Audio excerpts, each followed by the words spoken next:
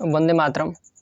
अब इसके बाद हमने इसके पहले बताया है कि व्हाट इज़ इन्फ्लेशन, उसके प्रकार कैसे हैं, कैसे काम करता है, ठीक है, बहुत सारी चीज़ें। अब आज हम उसके बारे में डिस्कस करने वाले हैं कि इसके संबंध में मैंने आपको बताया था कि क्या इन्फ्लेशन कब से है और इन्फ्लेशन अर्थात उसके संबंध में कितनी अवधारणाएं हैं, ठीक है, उसके बारे में हम चर्चा करने वाले हैं। सबसे पहले दो अवधारणाओं का, अर्थात अवधारणा को हम अप्रोच भी बोलते हैं, तो सबसे पहले दो अप्रोच या दो अवधारणा की हम डिस्कस करेंगे, ठीक है। एक है मॉनेटरिस्टिक अप्रोच, जिसे क्लासिकल अप्रोच भी बोलते हैं, क्योंकि दोनों मतलब क्लासिकल जो थे ना, मॉनेटरिस्ट आके उन्हीं का सपोर्ट किए बाद में, ठीक है। तो उसके जो मुख्य अर्थशास्त्री है शिकागो स्कूल ऑफ थॉट के मिल्टन फ्रीडमैन है। बाद में किन्स आते हैं, किन्स ने भी कुछ बताया है, उसकी चर्चा हम करेंगे, ठीक है। अब इसके बारे में जो दो अवधारणाएं हैं वो क्या क्या हैं हमने बता दिया आपको, एक मॉनेटरिस्टिक अप्रोच, एक किन्सियन अप्रोच। अब मॉनेटरिस्टिक अप्रोच क्या बोल रहा है, ये बोलते हैं ना कि inflation is the only and only monetary phenomena. इन्होंने कहा है कि जो इन्फ्लेशन है अर्थात स्फीति है, मुद्रास्फीति, वो शुद्ध रूप से मौद्रिक घटना है, ठीक है। अब चूंकि आप जानते हैं कि जो मॉनेटरिस्टिक होते हैं उन्होंने अब जो कैम्ब्रिज जो हमने इसके पहले मुद्रा परिमाण सिद्धांत बताया है, तो उसमें जो दोनों स्कूल है, एक तो फिशर का है सिद्धांत और एक और है कैम्ब्रिज स्कूल ऑफ थॉट। तो वो दोनों क्या लास्ट में सिद्ध करते हैं कि P is a function of M, इसीलिए वो करते हैं। आप जानते हैं ना कि जब इन्फ्लेशन बढ़ता है, इन्फ्लेशन कब बढ़ता है, जब प्राइस लेवल बढ़ता है। प्राइस लेवल कब बढ़ता है, जब एक्सेस डिमांड बढ़ता है। मान लीजिए एक्सेस डिमांड बढ़ा, प्राइस बढ़ा, ठीक है, लेकिन उसका सप्लाई नहीं हुआ, जैसे उत्पादन उतने का उसकी जो मांग है उसकी पूर्ति नहीं हो पाई, तो डिमांड बढ़ने से प्राइस तो इसीलिए डिमांड बढ़ने से प्राइस बढ़ेगा, और फिर सप्लाई नहीं हो पाई तो वो प्राइस वैसे ही लंबे समय तक रहेगा, उसी को इन्फ्लेशन बोलते हैं, ठीक है। और आप जानते हैं कि जब प्राइस का बढ़ जाना, जब प्राइस बढ़ता है इसका मतलब कि जो मुद्रा का वैल्यू है वो कम हो जाता है, अर्थात मुद्रा बहुत ज़्यादा मुद्रा देने के बाद आपको थोड़ा सा सामान मिलेगा, दैट इज़ इन्फ्लेशन, ठीक है, मुद्रा का वैल्यू घट जाना। चलिए अब हम देखेंगे यहाँ पे उन्होंने कहा है ना शुद्ध रूप से मौद्रिक घटना है, कौन, मॉनेटरिस्टिक अप्रोच। तो यहाँ पे आप देखेंगे ना, यहाँ पे सप्लाई साइड है आपका यस और यस, ये जो लाइन है ऐसे, ये वाली लाइन, ये यस यस रेखा है, ठीक है, आप इसे लिख लीजिएगा यस और यस, हमने लिखा नहीं है क्योंकि समझ में आ रहा है, एग्जाम में आपको लिखना होगा। तो इस प्रकार से यस यस रेखा है, आप सबसे पहले ये वाला बना लीजिए, ठीक है। वर्टिकल एक्सिस पे इस वाले फिगर में आर है, इस वाले फिगर में पी है, हॉरिजॉन्टल एक्सिस पे यहाँ पे रियल इनकम है और यहाँ पे भी इनकम है, ठीक है। तब यहाँ से आप क्या करेंगे कि आर आर, रुकिए हम बना के दिखा दे रहे हैं आपको, एक सेकेंड, हम आपको बना के दिखा ही दे रहे हैं,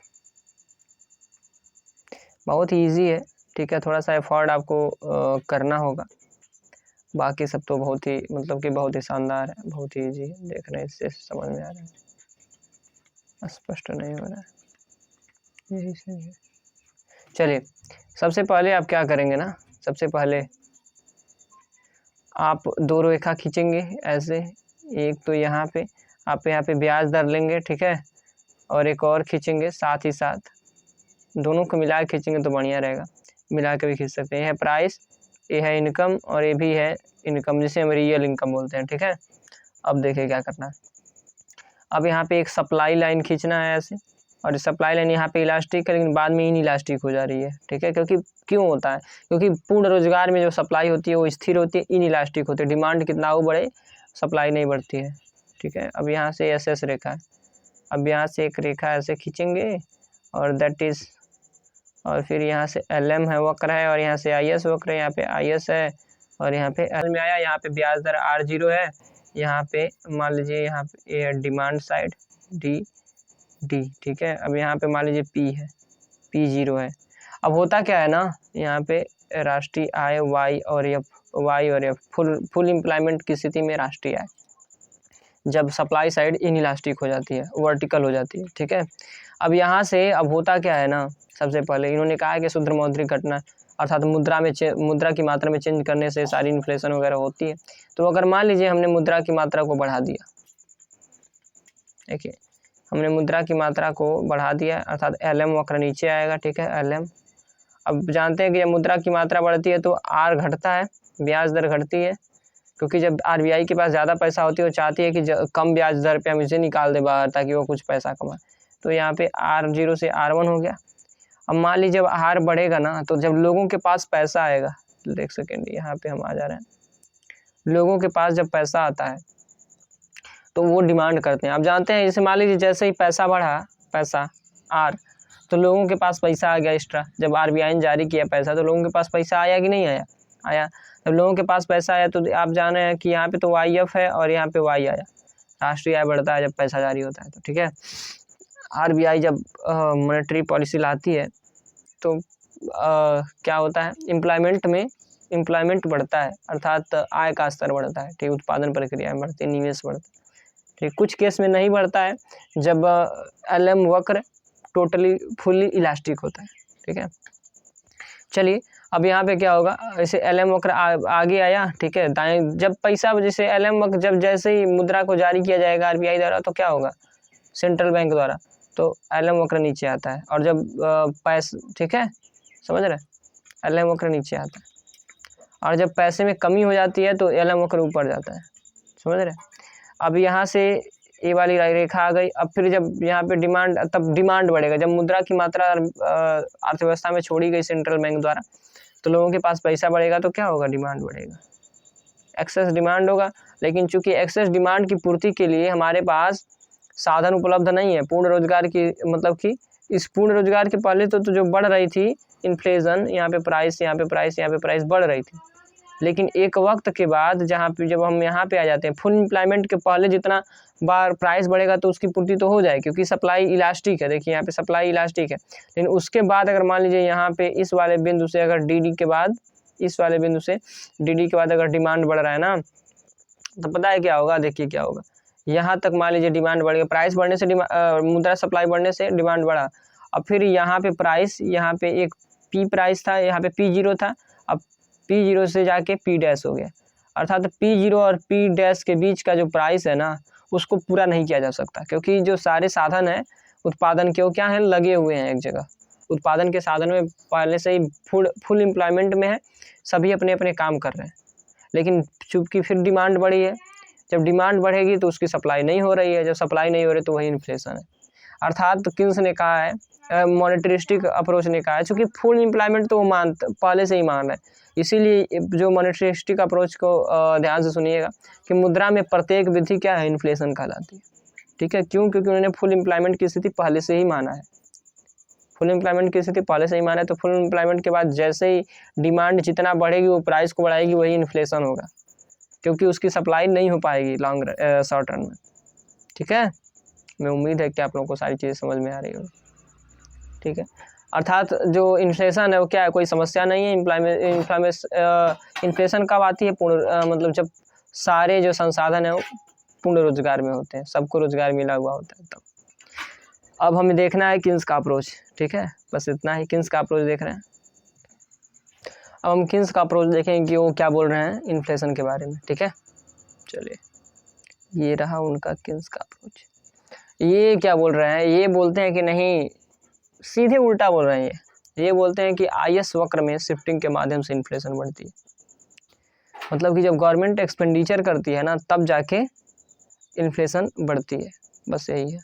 उन्होंने क्या कहा था कि इन्फ्लेशन केवल और केवल मौद्रिक घटना, इन्होंने क्या कहा कि नहीं, जो जब गवर्नमेंट एक्सपेंडिचर करती है, एक्सपेंडिचर, तब जाके इन्फ्लेशन बढ़ता है, ठीक है। चलिए अब देखिए किन्सियन अप्रोच है। अब किन्सियन अप्रोच में इन्होंने लिया, आप जानते हैं कि it is a demand side, और डिमांड साइड ऊपर कब जाएगा, डिमांड साइड ऊपर तब जाएगा, यहाँ पे है YC+I+G, 3 सेक्टर इकोनॉमी है, बंद इकोनॉमी। अब इसमें जब डेल्टा G बढ़ा देंगे, मतलब गवर्नमेंट एक्सपेंडिचर बढ़ा देंगे, तो ये हो जाएगा, अर्थात IS वर्ग क्या हो जाएगा, शिफ्ट करेगा, ठीक है, अपवर्ड। अब EN एक्सेस डिमांड है, जो कि सप्लाई स्थिर है, बस यही है, ठीक है।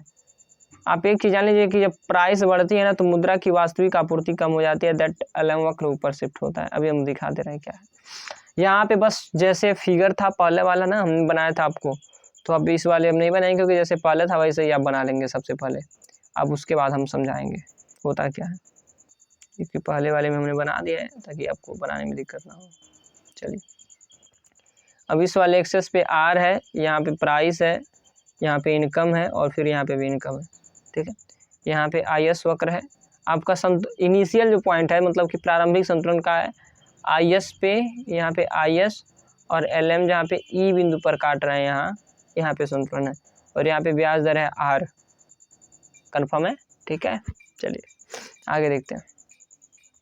अब आर पे संतुलन है और यहाँ पे जो सप्लाई साइड हमने बताया था ना सप्लाई, बस वही है। यहाँ पे यस है, एक सेकेंड यहाँ पे लिख दे रहे हैं यस और ये भी यस। यहाँ पे आप यस रेखा ये है, लिख दीजिएगा, हमने लिखा नहीं है, ठीक है। तो यहाँ पे यस रेखा है, ठीक है। अब यहाँ पे मतलब कि यहाँ से आके वाई एफ बे इकोनॉमी है। जैसे इसके पहले तो लोचदार है सप्लाई साइड, इलास्टिक है, लेकिन इस वाले पॉइंट से ई वाले पॉइंट से क्या है, इन इलास्टिक हो जा रहा है, परफेक्टली इन इलास्टिक, पूर्णतया बेलोचदार हो जा रहा है, ठीक है। वाई एफ पे फुल एम्प्लॉयमेंट की स्थिति है वाई एफ पे। अर्थात इस स्थिति में क्या होता है कि जो हमारे पास जो भी संसाधन है उत्पादन के, ठीक है, वो व्यस्त हैं, तो कितना भी मांग बढ़े उसकी पूर्ति नहीं हो सकती, ठीक है। हमने देखिए यहाँ पे डी रेखा, यहाँ पे लिख दीजिएगा डी रेखा, ठीक है। चलिए अब बताइए, अब इन्होंने कहा है, मान लीजिए गवर्नमेंट एक्सपेंडिचर बढ़ा दिया जाए। जब गवर्नमेंट एक्सपेंडिचर, यहाँ पे देखिए गवर्नमेंट एक्सपेंडिचर बढ़ा दिया जाता है ना, फलस्वरूप आई एस वक्र ऊपर शिफ्ट होता है। जब आई एस वक्र ऊपर शिफ्ट होता है ना, तो इक्विलिब्रियम यहाँ पे मिलता है, यहाँ पे। अब इक्विलिब्रियम यहाँ पे मिलेगा तो फिर अब गवर्नमेंट एक्सपेंडिचर बढ़ेगा, मतलब निवेश करेगा गवर्नमेंट, तो लोगों को रोजगार मिलेगा, रोजगार मिले तो उनके पास पैसा आएगा, तो क्या करेंगे, डिमांड करेंगे। अब यहाँ पे जब डिमांड कर रहे हैं ना, चूँकि पूर्ण रोजगार की जब स्थिति हो जा रही है, तब क्या हो रहा है, उसके बाद प्राइस तो बढ़ जा रहा है लेकिन उसकी सप्लाई नहीं बढ़ पा रही है, सप्लाई नहीं बढ़ पा रही है, ठीक है। अब जब सप्लाई नहीं बढ़ पा रही है ना, तो ब्याज दर अपने आप बढ़ता है, ब्याज दर भी बढ़ता है। अब फिर उसके बाद क्या होगा, जैसे ही उसके बाद जब प्राइस बढ़ती है, पहला केस कि यहाँ पे आई एस एल एम का संतुलन है, ई वाले पे जब पूर्ण रोजगार की स्थिति है तब, मतलब हमने लिया है। उसके पहले जो मतलब कि सप्लाई होगा ना, सप्लाई साइड, उसमें अगर मांग बढ़ेगी तो उसकी पूर्ति हो जाएगी, क्योंकि इलास्टिक है सप्लाई, लेकिन उसके बाद इन इलास्टिक हो जा रहा है फुल एम्प्लॉयमेंट के। तो फुल एम्प्लॉयमेंट की स्थिति में जब डिमांड यहाँ पे है मान लीजिए, और फिर डिमांड बढ़ गई, डिमांड क्यों बढ़ता है, जब डेल्टा जी बढ़ता है, डेल्टा जी मतलब कि गवर्नमेंट एक्सपेंडिचर करे तो आई एस ऊपर शिफ्ट होता है, देन आय का स्तर यहाँ पे आ जाता है, ठीक है। और आप देखेंगे कि डिमांड का स्तर बढ़ जाता है। जब डिमांड का स्तर बढ़ता है ना, तो लोग मांग करते हैं, मतलब तो प्राइस बढ़ जाएगा। जब प्राइस बढ़ जाएगा, चूँकि संसाधन खाली नहीं है, अल्पकाल में शॉर्ट रन की बात है ये, तो क्या हो रहा है, जब संसाधन खाली नहीं है तब प्राइस बढ़ जा रहा है। अब प्राइस बढ़ जा रहा है, अब देखिए क्या हो रहा है, जब प्राइस बढ़ रहा है ना, तो वास्तविक मुद्रा की आपूर्ति कम हो रही है।